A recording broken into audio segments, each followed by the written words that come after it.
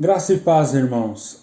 Nós estamos numa sequência de vídeo, eu estou fazendo uma playlist aqui, falando sobre salvação pelas obras, né? Eu explico no primeiro vídeo, se os irmãos não assistiram, aconselho a assistir o primeiro e o segundo vídeo, onde vai falar sobre uma conversa que eu tive com um ancião da congregação cristã, ele afirmando, numa conversa informal, afirmando que a salvação é pelas obras, né? Eu escutei ali toda a teologia dele e não me espantei pela situação, porque alguém pode dizer, essa é uma conversa de um ancião isolado, é ele que está falando isso. Isso não é crença da congregação, não é verdade. Eu fui membro da congregação por 30 anos, apesar deles não terem isso no papel, a salvação é pelas obras, eles dizem que a regeneração, o novo nascimento se dá pela fé, mas não é isso que você vê na prática da igreja, né? No dia a dia da igreja. No dia a dia da igreja, o que é pregado de forma direta ou indiretamente, consciente ou inconscientemente, é que sim, a salvação ela é pelas obras. E até quando eu era ainda membro da congregação, eu fiz um questionário quando eu comecei a ter contato com o Evangelho e conhecer o Evangelho, a palavra da verdade, o Evangelho da salvação, a graça de nosso Senhor Jesus Cristo. Eu comecei a fazer um questionário. Eu cheguei numa encruzilhada, né? E a encruzilhada era o seguinte: peraí, o que eu estou aprendendo biblicamente não está batendo com aquilo que eu aprendo, o que eu aprendi nos púlpitos, nos cultos de jovem, nas reuniões de mocidade, nas buscas dos dons e nos cultos, enfim, não está batendo. Alguém está errado. Ou a Bíblia, ou quem está pregando. Mas como para mim era muito forte, né, para qualquer CCB raiz, tal como eu era, o que o irmão prega no púlpito, né, é Deus falando na boca dele. É quase que uma infalibilidade papal. Existe uma doutrina católica, né, que quando o Papa ele senta na cadeira de Pedro, né, ele está em escátedra na cadeira de Pedro, ele está debaixo de inspiração do Espírito Santo, e tudo que ele falar, escrever ali nas bulas papais é infalível. É a infalível palavra de Deus. Por isso você vai ver muitas doutrinas na Igreja Católica que não está na Bíblia. Aí você fala, de onde vocês tiraram isso? Eles vão dizer, não, isso não está na Bíblia. Isso foi o Papa Pio XII que escreveu em 1950, por exemplo, né? Ele escreveu debaixo de inspiração do Espírito Santo. Na congregação existe isso, só que na congregação não é um papa só que existe, são vários papas, todos aqueles que pregam ali, eles, eu pelo menos cria, e a maior parte dos membros crê, que é o Espírito Santo falar. Então, para mim chegar assim numa pergunta, alguém está errado, ou a Bíblia, ou quem está pregando. Porque não está batendo as informações. Ele está dizendo uma coisa, o pregador está dizendo uma coisa, porém eu li a Bíblia, estou estudando a palavra de Deus, e a palavra de Deus diz outra coisa. E um dos assuntos muito conflitantes que tirou de vez a minha tranquilidade até eu compreender a palavra de Deus foi esse tema, salvação pelas obras, né? Porque a questão que nasce dentro, quando você começa a entender o evangelho da salvação e você começa a aprender que nós somos salvos por meio da fé e que não existe outra maneira de ser salvo, ser aceito, a não ser por meio da fé em Jesus, vai entrar aquela antiga questão que já fizeram lá para o apóstolo Paulo, quando Paulo começou a pregar para os judeus que a salvação era pela fé. Os judeus perguntaram o quê? Então você quer dizer que eu não tenho que fazer nada? Quanto mais eu pecar, mais a graça vai abundar. Então, para a graça abundar, eu preciso pecar. Você é um libertino. Você está pregando aí para as pessoas viverem uma vida devassa.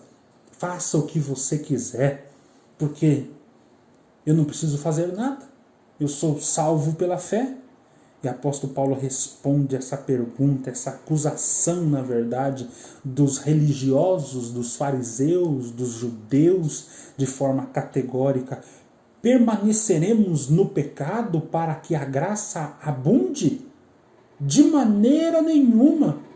Como nós vamos viver para o pecado se nós já morremos para o pecado, se nós já somos nova criatura? O que o apóstolo Paulo está ensinando é que uma vez que você creu em Jesus e foi salvo, você tem um novo coração, uma nova mente. Você está morto para o pecado. Alguém que creu de fato, alguém que foi salvo de fato, ele tem agora um novo coração.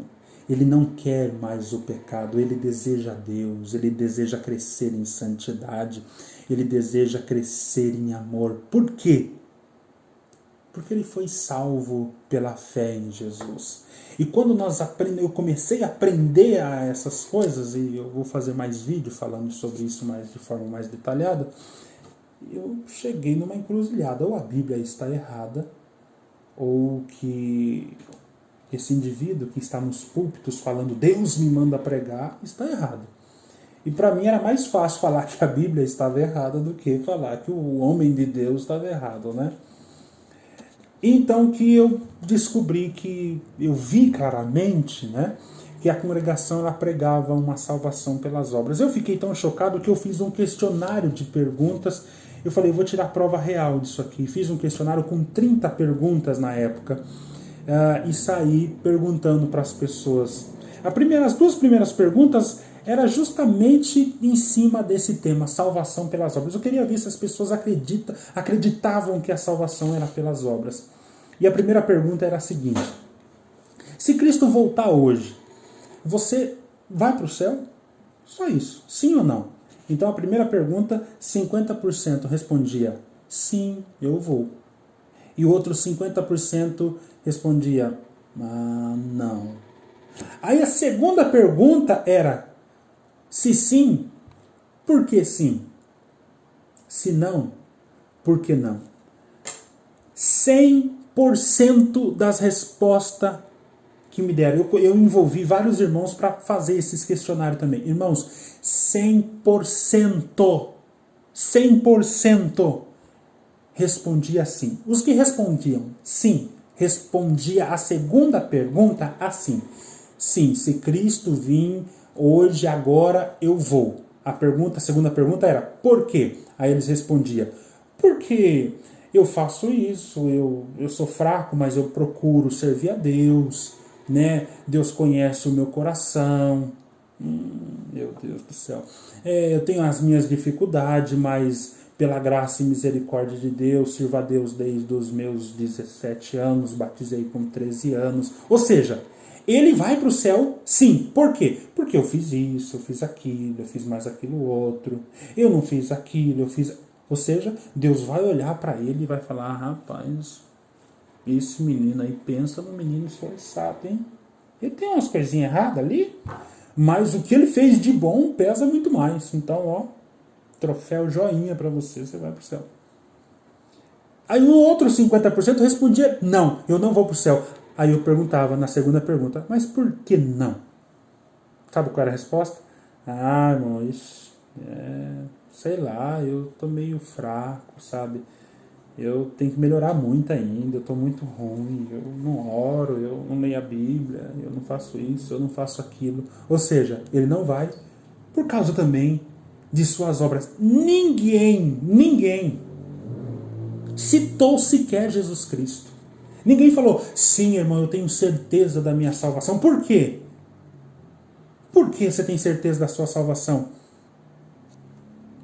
Porque eu crio em Jesus Cristo. Eu não presto. O que cabe a mim é condenação. Eu sou um pecador miserável. Mas eu crio naquele que é justo e que justifica o ímpio. Aquele que morreu pelos meus pecados, que tomou sobre si os meus pecados passados, presente e futuro. E quando eu criei nele, eu fui transformado, recebi um novo coração, uma nova mente. E agora eu desejo a esse Deus. Eu busco esse Deus, não porque eu sou bom, mas porque Ele me transformou. Eu sou uma nova criatura. Porque tanto querer, Paulo vai dizer em Filipenses 1,6, tanto querer quanto o efetuar, né? Não é Filipenses 1,6, perdão, eu não sei onde está escrito, mas ele vai dizer, tanto querer quanto o efetuar, é Deus que opera em nós. Então Ele me transformou. Ele me colocou um novo desejo, um novo coração. E é por causa dos méritos de Jesus que eu estou sendo salvo. Ninguém me deu essa resposta. Ali eu fiquei chocado. Eu falei, é uma igreja... Nesse questionário nós chegamos numa conclusão. É definitivamente uma seita. Definitivamente uma seita. Cristo é um mero coadjuvante. Eu até queria entender qual é o papel de Cristo. Eu quero fazer um vídeo falando sobre isso. Qual é o papel de Cristo no meio dessa doutrina tão estranha às Escrituras? E o que gera essa crença? Essas pessoas que responderam esse questionário para mim, o que gera isso no coração dela? Essa doutrina, porque membros da congregação têm a ideia assim, doutrinas é coisa vaga, coisa que não muda a minha vida, o importante é amar Deus, é sentir Deus. E eles acreditam que a doutrina na qual eles acreditam não transforma, não mexe, não interfere na sua vida, no seu dia a dia. Irmãos, aquilo que nós acreditamos transforma todo o nosso dia a dia, a nossa vida. Se você crê numa doutrina errada, você tem uma vida torta. Se você crê numa doutrina correta, você tem uma vida de crescimento em graça, em alegria, em amor e santidade. Sim, a doutrina interfere totalmente no teu dia a dia, no teu relacionamento conjugal, familiar, como funcionário, como cidadão, como cristão. E o que gera de terrível e pernicioso na vida daqueles que creem que a salvação é pelas obras? Sim, eu estou sendo salvo porque eu fiz isso, isso, aquilo, Deus conhece o meu coração, sirvo a Deus desde não sei que ano. O que gera isso de terrível? Primeira coisa que eu quero pontuar. Quando você acredita nisso, você tem a tua felicidade destruída. Felicidade, que felicidade eu estou me referindo? A felicidade em Cristo. Você vai perceber, isso é muito comum no meio das pessoas que têm esse tipo de crença. Cristo para eles não representa muita coisa. Eles não enchem a boca para falar de Cristo. Porque Cristo não fez nada definitivo para essas pessoas. Vou dar um exemplo para os irmãos. Imagina que você está casado com alguém, mas esse alguém é alguém assim, que olha, se você ficar irado, se você fizer qualquer coisa que eu não gostar, eu vou pegar as minhas malas e vou embora. Existe algum tipo de relacionamento? Essa mulher é feliz com esse marido? Óbvio que não. Ela vive numa pressão. Ela vive numa tensão sem fim. É exatamente o que acontece com pessoas que têm esse tipo de fé. E você vai ver esse fato muito comum no meio deles. Cristo não é a sua alegria.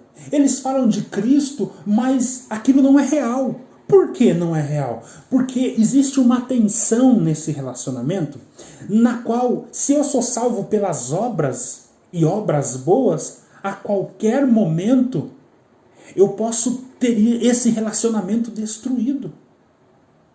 Eu me lembro como adolescente, como jovem, você vai ver isso nos jovens, por exemplo, a gente fazia coisa errada e você ia para uma reunião da mocidade, por exemplo, depois que você fez alguma coisa ali que é um pecado, que aquilo te atormentava, né? E você ia para a reunião da mocidade, por exemplo, por terra, moído, e aquela coisa assim, Deus não me ama, eu não sinto mais a presença de Deus, eu não choro, eu não arrepio, eu não falo em língua, mas também eu fiz aquilo, eu fiz mais aquilo, e quando eu não sentia aquela emoção que se chama de presença de Deus, aquela emoção, eu falava, mas também, eu falava que era o diabo que estava me acusando, eu deixei de fazer isso, eu não fiz aquilo, e mais aquilo outro, eu ia para as reuniões da mocidade, meus amigos, todos eles naquele dilema.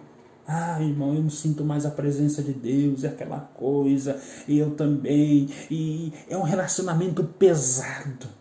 Parece que Cristo está olhando para você e fala, seu moleque miserável, eu vou te esmagar. Né? É um relacionamento terrível, tenso. Aí eu tinha que ir para as reuniões da mocidade, quando eu pegava aquele ancião top, né? Ele pregava lá o sumo sacerdote Josué, acusado por Satanás, justificado por Deus. Né? E ele entrava, você entrou aqui com as vestes sujas, mas eu vou trocar tuas vestes, eu vou trocar tua roupa, eu vou trocar tua mitra, roupa nova e tal. Aí fervia, eu tô falando igual o profeta aqui. E fervia, aí parece que era, né? Eu troco as tuas roupas agora, eu começo um relacionamento, tudo que você fez eu esqueci agora, aí esqueci, aí eu fervia, e o povo chorava. Por que o povo chorava? Porque eu saí daquela tensão, o meu marido ainda me ama, eu ainda sou amado por Deus, eu não perdi. Ai, o meu marido vai me aceitar. É aquele relacionamento cheio de tensão. O povo chorava. Aí você saía assim com a sensação de vestes limpas, né? Mas tinha um problema. Essa euforia, essa emoção, essa coisa, né? Porque é vibrante. Eu ia numa reunião na mocidade, por exemplo, 25 de dezembro em Assis. 2.000 pessoas reunidas, 200 músicos tocando. Quando tocava, aquele organista fazia a introdução e os músicos tocavam, aquilo é emocionante demais da conta. E aquele ancião que, né, vê bola de fogo, e vê anjo, e vê coisas, e você entra num mundo assim místico, parecia que eu estava no Dragon Ball Z, eu me achava um super saiyajin, e você saía dali muito poderoso. Você olhava qualquer coisa na rua, mulher, quando tinha um amigo meu que falava, não, quando eu tô assim, a mulher mais bonita aí do bairro vira um poste, né? Porque ele tá muito cheio. Mas essa emoção, ela passa, né? Vem a segunda-feira. E a emoção foi embora. E aquelas vestes que você tá limpa ali, que foi aquela emoção, e agora você quer agradar a Deus, não, agora Jesus me ama, tá confirmado, eu saía naquela alegria, agora vai. Mas quando chegava a segunda, terça, quarta-feira, já começava a ficar fraco aquelas emoções que você viveu, aquela dopamina ali, né? E você caía no dia a dia, nas faculdades, nos assédios, nas propostas, nas tentações, nas internets. E aí você ficava, meu Deus, olha tudo que eu senti naquela reunião, eu já tô querendo fazer a coisa errada de novo, eu tô aqui de novo. Era uma tensão. Então esse relacionamento tenso, Cristo não podia ser a tua alegria. Eu já cheguei a pensar, falei, por que existe Deus, né? Já pensei, claro que já pensei isso. Se você nunca pensou isso, é da congregação e nunca pensou isso, olha, parabéns. Fala, por que existe Deus? Isso é uma pergunta comum de jovem. Eles não vai falar isso, não vai revelar isso, mas é verdade. Por que existe Deus? Ele fica olhando para tudo que a gente faz. Tudo, ai, meu Deus do céu, tá louco. Por que eu batizei também com 13 anos? Por quê? Porque é um relacionamento pesado. Porque a crença na salvação pelas obras acaba, destrói a felicidade em Cristo. Não tem nada a ver com o que o apóstolo Paulo via em Cristo. O apóstolo Paulo, ele cantava. Ele não tinha essa atenção, porque ele não estava esperando nele obras que fariam que Deus olhasse para ele e falava, Paulo, você é um menininho top. Paulo não esperava isso. Paulo, ele já tinha certeza. No tribunal de Deus, Paulo já sabia que o martelo de Deus bateu.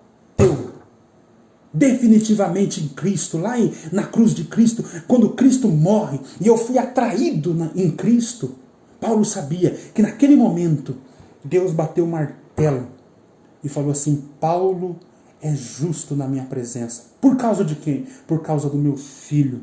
Ele creu no meu filho e a justiça do meu filho cobriu Paulo. E eu amo Paulo como eu amo Jesus Cristo, meu filho. E o meu amor não tem altos e baixos. Paulo vai dizer, se ele nos amou e sendo nós inimigos, Paulo vai dizer, ele me amou quando eu era inimigo dele. Ele não fará por nós agora todas as coisas?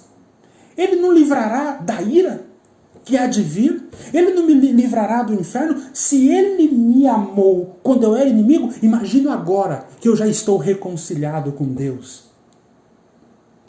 Nada. Apóstolo Paulo vai cantar, porque eu estou certo de que nem a morte, nem a vida, nem anjos, nem principados, nem potestades, nem presente, nem porvir, e nenhuma outra criatura pode me separar do amor de Deus que está em Cristo Jesus. Ele está dizendo, nada pode me separar. Paulo está descansado, confiando em si, confiando inteiramente em Jesus Cristo. É aqui que Filipenses 1,6 entra. Ele vai dizer, não, eu estou certo de que aquele que começou em mim a boa obra, ele vai concluir, ele vai terminar, ele vai aperfeiçoar até o dia de Cristo Jesus. Ele que começou, ele que vai terminar. Não depende de mim, depende dele. É ele que opera em mim o querer, é ele que opera em mim o efetuar. Apóstolo Paulo está tão fascinado pelo amor de Cristo, porque quando você crê na salvação pela fé, você ama Cristo porque fala, eu não presto, eu sou miserável, se dependesse de mim eu estava condenado, mas o amor de Cristo me constrange, é isso que o apóstolo Paulo vai dizer, o amor de Cristo me constrange, morreu por todos, e por causa da sua morte eu ressuscitei, eu sou uma nova criatura. Sabe de uma coisa? Eu não quero mais viver para mim, eu quero viver para Ele. Eu quero viver para agradar esse Deus por amor. Porque Ele me arrancou das trevas e me transportou para o seu reino de luz. Ele me arrancou do monturo e me fez assentar entre príncipes. Eu era inimigo, agora sou filho amado de Deus. Ele me amou quando eu era inimigo. E agora não dará por mim também todas as coisas? Não me livrará da ira? Ele estava descansado. Ele não tinha esse relacionamento tenso com Cristo.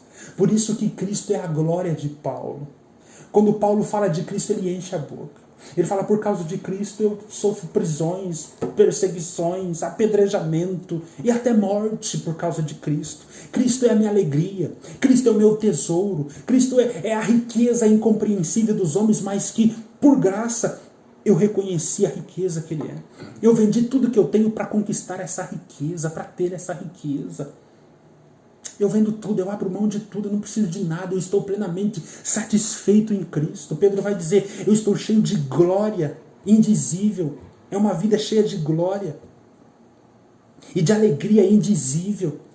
Nós não vemos a Jesus, mas nós nos alegramos nele, cheio de glória. Cheio de alegria indizível, dizia. Era assim que Pedro se relacionava com Jesus. Por quê? Porque Jesus tinha salvo ele. Ele era salvo pelos méritos de Jesus. Ele era aceito por Deus pelos méritos de Jesus. Quando Deus olhava para Pedro, não via Pedro, via o seu filho Jesus.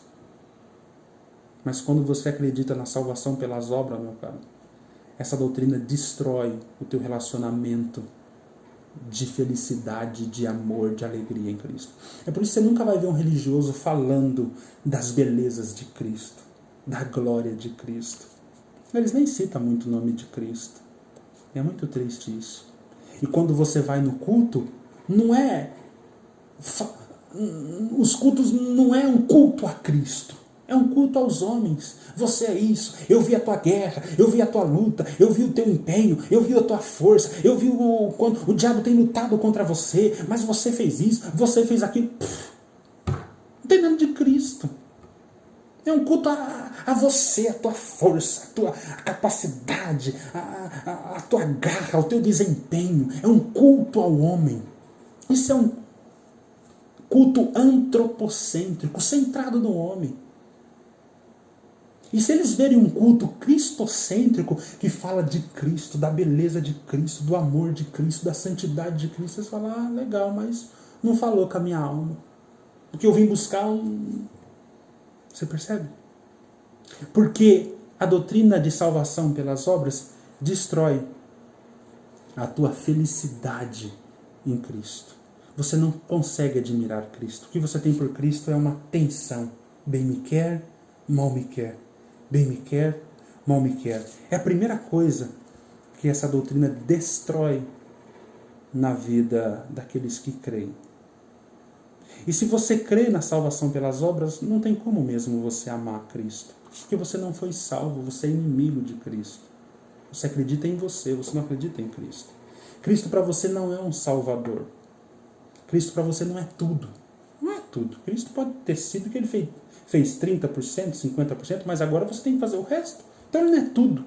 Paulo vai dizer que Cristo é tudo em todos. Mas para você, quem crê em salvação pelas obras não pode dizer que Cristo é tudo em todos. Não é tudo. Por que tudo? Se ele não fez tudo, eu tenho que fazer o resto. Cristo fez um tanto, mas agora eu tenho que fazer a minha parte e fechar 50 mil ou 50 de Jesus. Então não é tudo. Jesus tem que falar, Jesus é 50%. Então se Cristo não é tudo para você, ele destruiu a tua felicidade. Por isso você vai ver pessoas que vivem ali em peso, né? Em peso. Elas não falam, lógico que não. Isso é outro aspecto dessa crença. Ela gera pessoas hipócritas. Nós vamos falar isso num outro vídeo. Mas é pessoas tensas, que vivem aquela tensão. Ora salvo, ora não. Aí Deus tem que, todos os cultos você vai ver isso. Deus precisa falar, eu te amo, eu amo a tua alma. Por quê?